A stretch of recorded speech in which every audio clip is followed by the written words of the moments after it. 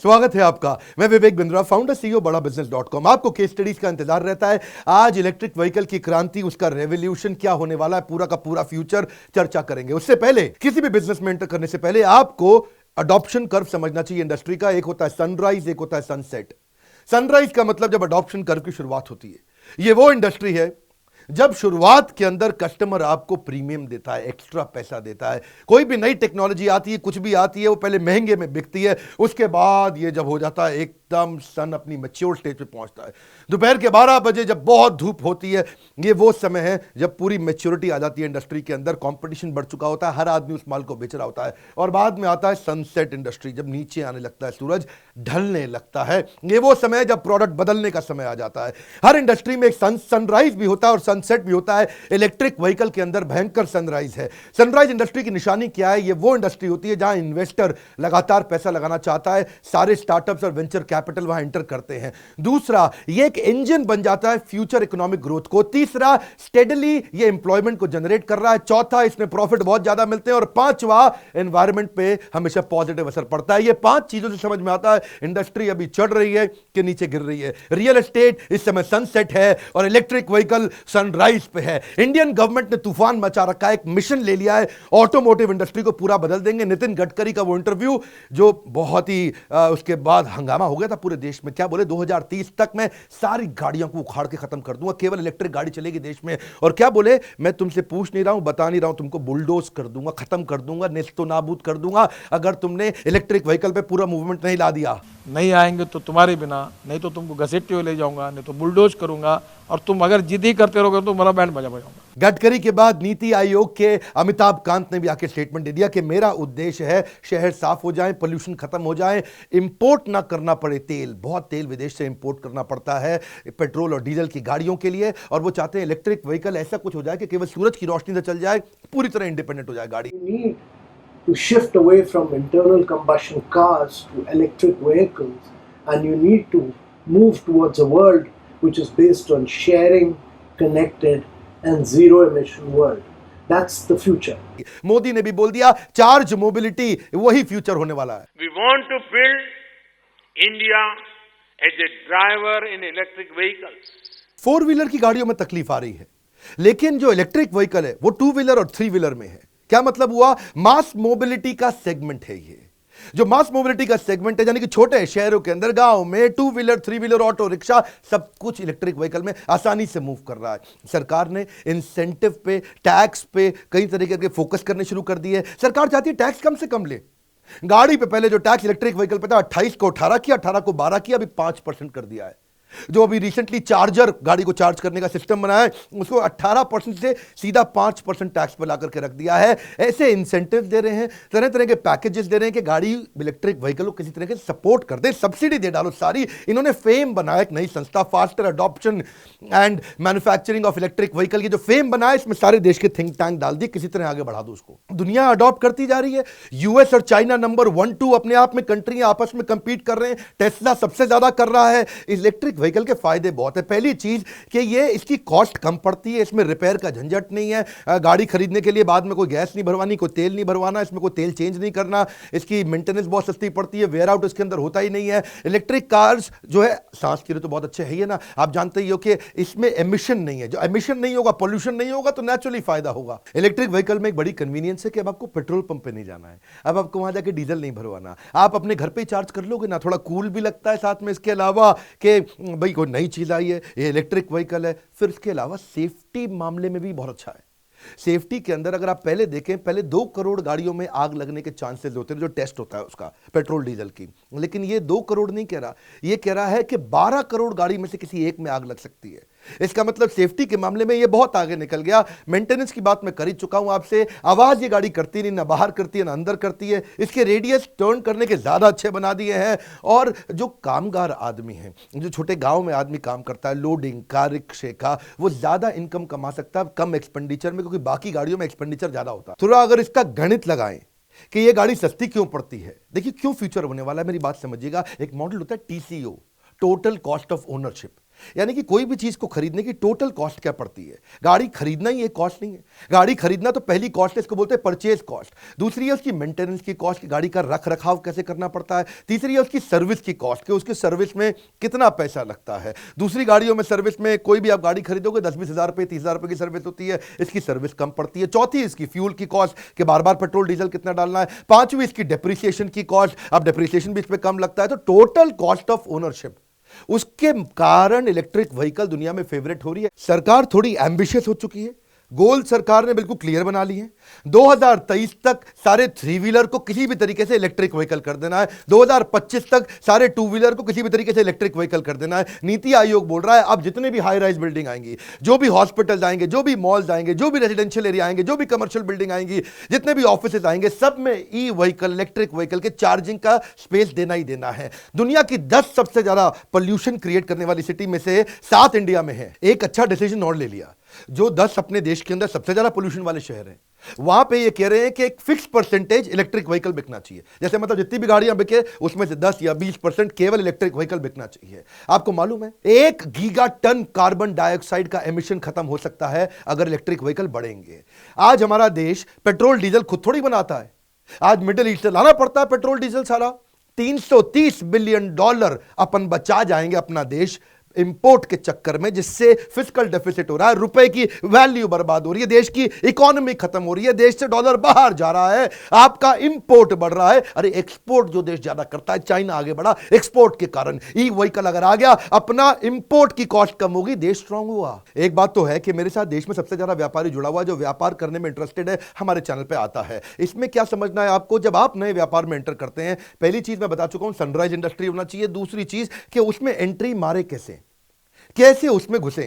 आज electric vehicle की बात कर रहे हैं, इसमें घुसने से पहले क्या तैयारी करना चाहिए। पहली चीज, जब प्रोडक्ट बना रहे हो, इलेक्ट्रिक व्हीकल तो कई लोग बना रहे होंगे, बनाते वक्त आपको कंज्यूमर की जर्नी को पहचानना पड़ेगा, मार्केट की नीड और साइज को समझना पड़ेगा, रॉ मटेरियल कहां से लाऊं उसकी तैयारी करनी पड़ेगी। इसके अलावा मैन पावर कैपेबिलिटी कैसे लाऊं, मेरे का वर्किंग कैपिटल इंफ्रास्ट्रक्चर मैनेजमेंट कितना है, और एग्जिस्टिंग इनोवेटिव प्रोडक्ट क्या चल रहे हैं, मैं उनको कैसे इंप्रूव करूं। जिसने जो इनोवेशन ला दिया, परवाह नहीं कोई भी, उसके इनोवेशन में जो गलती है उसका इंप्रोवाइजेशन चाहिए।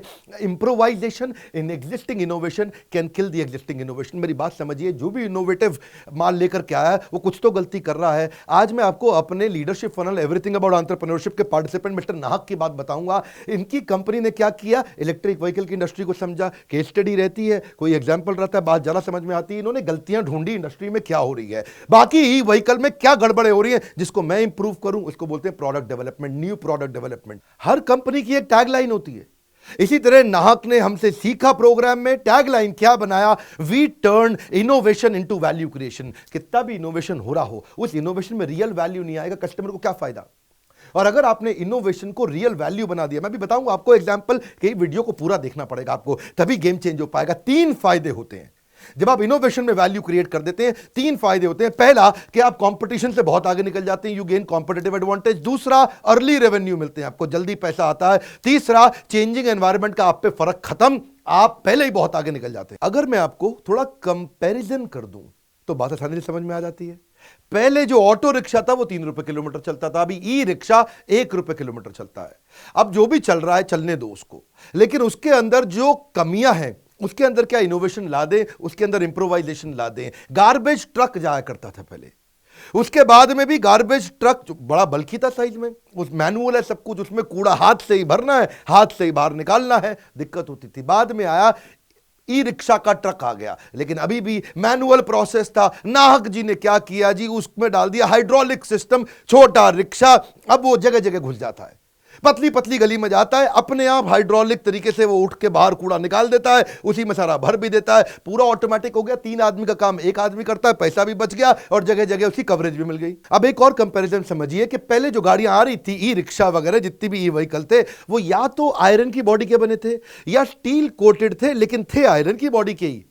अब अगर चाहे वो स्टील कोटेड हो, लेकिन है अंदर आयरन, जंग लग जाएगा कुछ दिनों के बाद, और अगर खाली आयरन की बॉडी है तो जंग और जल्दी लग जाएगा। अब वो कोरोजन के चक्कर में नुकसान कस्टमर का होता था, इन्होंने देखा अपॉर्चुनिटी निकल के आई, तो एक नया इंप्रोवाइजेशन आया, इसको बोलते हैं FRB, फाइबर रीइंफोर्स्ड प्लास्टिक। आपने देखा ना मेट्रो के अंदर जो बढ़िया सा मटेरियल लगा होता है, एयरक्राफ्ट के अंदर जो बढ़िया सा मटेरियल लगा होता है, बड़ा स्ट्रांग मटेरियल है, इसको बोलते हैं एफआरपी। ये नया मॉडल आया है, ये नई टेक्नोलॉजी आई, जिससे हुआ क्या जी, अब वो जंग लगना बंद हो गया, उसकी लाइफ बढ़ गई।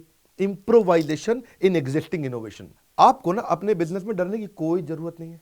कुछ भी हो रहा है आपके आसपास, कोई भी आपसे आगे निकल गया, कोई जरूरत नहीं। नाहक की तरह सोचो, नाहक ने क्या देखा, मार्केट के अंदर मोपेड चला करती थी, और ये बड़ी अभी भी चलती हैं, ऐसा नहीं चलती थी। पेट्रोल की मोपेड आती है जी, उसमें 100-100 किलो का वजन डाल करके एक दुकानदार इधर उधर माल सप्लाई करने वाला सब भर भर के ले जाते थे।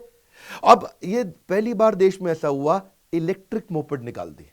अभी तक नहीं निकाली पूरे देश में किसी ने। क्या है, एग्जिस्टिंग जो चल रहा है उसको देखो इंप्रूव कैसे कर सके। 1.5 रुपए किलोमीटर उसको पड़ती थी मोपेड की, उसकी जो ट्रैवल कॉस्ट थी, और नाहक ने मोपेड ला दिया 25 पैसे पर किलोमीटर।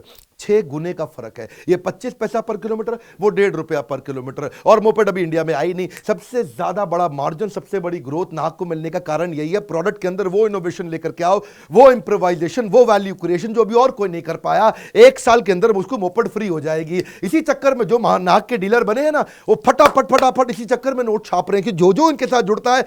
अब रूल बड़ा सिंपल है सर, बिजनेस के अंदर जो चल रहा है उससे आगे निकलने के लिए उसकी गलती को आप इंप्रूव कर। आपने देखा high price high speed sports bike बहुत चलती है, जू जू जू करके लड़के भगाते हैं, और वो इलेक्ट्रिक व्हीकल इसलिए नहीं खरीदते, लोग सोचते हैं जी उसमें तो स्पीड आ ही नहीं सकती। पहली बार नाहक ने, अभी तक इंडिया में नहीं हुआ था, फिर से एक और जंप मारा। सनराइज इंडस्ट्री के अंदर सनराइज प्रोडक्ट ऐड कर दिया, high speed electric sports bike ला दी। अब ये देश में किसी के पास नहीं। इसी के कारण अब जो क्या होता है, एक तो नाहक तेज ग्रो करता है, अब नाहक के साथ उसका सीएनएफ, उसका डीलरशिप पूरा ग्रो कर जाता है। ये मैं आपको बिजनेस में अलग अलग गैप ढूंढने के तरीके बता रहा हूं कि इंडस्ट्री में कंपटीशन के आप गैप कैसे ढूंढो। इलेक्ट्रिक व्हीकल के बिजनेस में गैप एक और निकला कि पहले डीजल लोडर हुआ करते थे, अब ई लोडर बना दिए। अब डीजल लोडर पहले 1000 रुपया में एक दिन का काम करता था, अब ये ई लोडर 400 रुपए में एक दिन का काम कर देता है। लेकिन इतना ही नहीं, चेंज किया लेकर के आए कि उसमें स्टोरेज के तरीके को चेंज कर दो। ऐसा नहीं कि खुला स्टोरेज दे दो खाली, उसको मल्टी स्टोरेज कार्ट बना दो, कंटेनर कार्ट बना दो, फूड कार्ट बना दो, मल्टी डेक का स्टोरेज का सिस्टम बना दो। जब अब इसमें अलग अलग वेजिटेबल कार्ट बना दो, अब जो बेचारा सब्जी बेचने वाला है, अब वो सब्जी बेचने वाला अपनी ही गाड़ी को लगा के अलग अलग रैक के अंदर सब्जी सजा के उसी में ही बेच देगा। ऐसा नहीं कि उसके अंदर भर के जाए, बाद में ठेले पे लगाए, अपनी दुकान पे लगाए। इससे क्या होता है जी, कंज्यूमर के हिसाब से, कंज्यूमर को साथ में रखते हुए प्रोडक्ट को बनाओ, जो चल रहा है उसकी गलती को सुधारो। तो मैं इस वीडियो को समराइज करूंगा ताकि लर्निंग समझ में आ जाए। पहला स्टेप क्या बताया आपको कि इंडस्ट्री ठीक चुनो भाई, जिस इंडस्ट्री में घुस रहे हो, कहीं सनसेट इंडस्ट्री में तो नहीं चलेगा, सनराइज होनी चाहिए। दूसरा बताया प्रोडक्ट ठीक से बनाओ। अब इंडस्ट्री ठीक हो गई, प्रोडक्ट ठीक हो गया, अब डिस्ट्रीब्यूशन ठीक चाहिए। बेचूंगा कैसे भाई, मैंने ठीक प्रोडक्ट बना दिया, बेचना भी तो आना चाहिए ना। बेचने के लिए चाहिए आपको distribution network. Normally distribution network क्या था कि जी मैन्युफैक्चरर से जो गाड़ी बनाता है वो आती है डिस्ट्रीब्यूटर के पास, डिस्ट्रीब्यूटर से आती है डीलर के पास, डीलर से आती है सब डीलर के पास, सब डीलर से आती है कस्टमर के पास।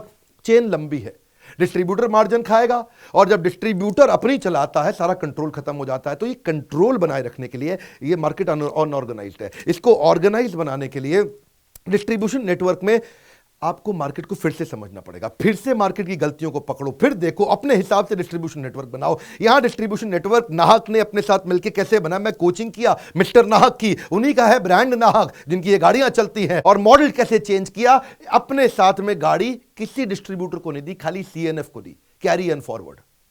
ये सुपर स्टॉकिस्ट की तरह काम करता है, और कैरी फॉरवर्ड से सीधा डीलर, वहां से सीधा कस्टमर। अब क्या हो गया जी, देखिए डिस्ट्रीब्यूटर अगर बेचेगा तो ना सेल्स का प्राइस पॉइंट आपके हाथ में रहेगा, ना सर्विस आपके हाथ में रहेगा, ना डिलीवरी आपके हाथ में रहेगा, ना क्वालिटी आपके हाथ में रहेगा। यहां सारी चीज अपने हाथ में हो गई। सीएनएफ इनका अपना ही है, और जो सीएनएफ होता है वो बेचारा पैसा भी बहुत नोट छाप जाता है, उसको बड़ा बेनिफिट देते हैं, उसको बड़ा सपोर्ट देते हैं। और वहां से अपने डीलर के पास अब कोई भी गाड़ी आपको चाहिए तो सीएनएफ से डीलर के पास किधर भी जाने में 3-4-5 घंटा लगता है। आपको कलर चेंज करना, आपको मॉडल चेंज करना, आपको डिजाइन चेंज करना है, 4 घंटे में गाड़ी पहुंच जाती है, कस्टमर बहुत खुश हो गया। अब इन्होंने बीच में एक लेयर हटा दी ना, और एक लेयर हटने से वही पैसे को उसी से सीएनएफ ज्यादा कमा रहा है, उसी से डीलर ज्यादा कमा रहा है, और कस्टमर को ज्यादा फायदा मिल रहा है। कई बार पुराने सिस्टम ठीक नहीं होते, एग्जिस्टिंग इनोवेशन में इंप्रोवाइजेशन चाहिए, आप गेम चेंज करेंगे। इसके अंदर आपको एक बात मुद्दे की समझनी जरूरी है कि केवल कस्टमर ही कस्टमर नहीं है।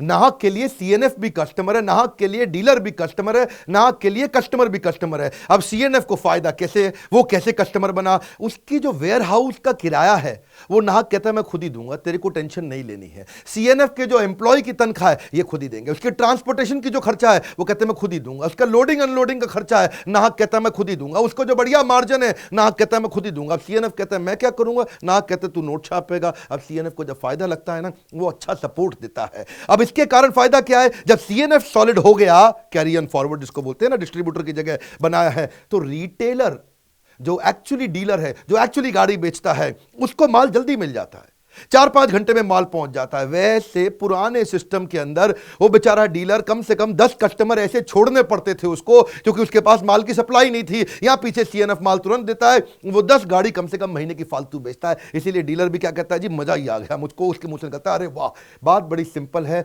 इंडस्ट्री बहुत ऊपर जा रही है। मैंने आज आपको 3 बातें बताई, इंडस्ट्री ठीक ढूंढो, प्रोडक्ट बढ़िया बनाओ, डिस्ट्रीब्यूशन ठीक कर लो। इलॉन मस्क कहते हैं we will not stop until every car on the road is electric. जब तक सारी गाड़ियां इलेक्ट्रिक नहीं कर दूंगा, इलॉन मस्क बोले, रुकूंगा नहीं। मैं चाहता हूं आप भी मत रुकिए, आप क्यों रुकते हैं? इस वीडियो को शेयर करिए, सनराइज इंडस्ट्री समझिए, 3 स्टेप का फ्रेमवर्क जीवन में उतारिए। कमेंट बॉक्स में बताइए कौन सी बात आपको समझ में आई। इस वीडियो के अंदर लाइक करके उत्साह बढ़ाइए, 2 लाख लाइक चाहिए मेरे को। और एक बात बताऊं, सब्सक्राइब आपने किया, दूसरों से क्यों नहीं करा? सोशल मीडिया पे मैं नए कई अलग प्रकार के वीडियो डालने शुरू करें, मेरे को सोशल मीडिया पे फॉलो करिए, इन लिंक्स को जरूर नीचे चेक करिएगा। अगर आपको नाहक से जुड़ना है, उसका बोर्डलाइन नंबर हमने आपको दिया है, नीचे भी दिया है, सामने भी दिया है। लेकिन अगर आप मिस्टर नाहक की तरह अपने बिजनेस को नेक्स्ट जे कर देना चाहते हैं तो हमारे इवेंट्स को आके अटेंड करिए। एवरीथिंग अबाउट एंटरप्रेन्योरशिप के बारे में बोर्ड लाइन पे फोन करके पता लगाइए। हमारे साथ जुड़े रहने के लिए, वर्ल्ड का नंबर 1 एंटरप्रेन्योरशिप यूट्यूब चैनल बनाने के लिए आप सबका प्रेम पूर्वक मुस्कुराहट।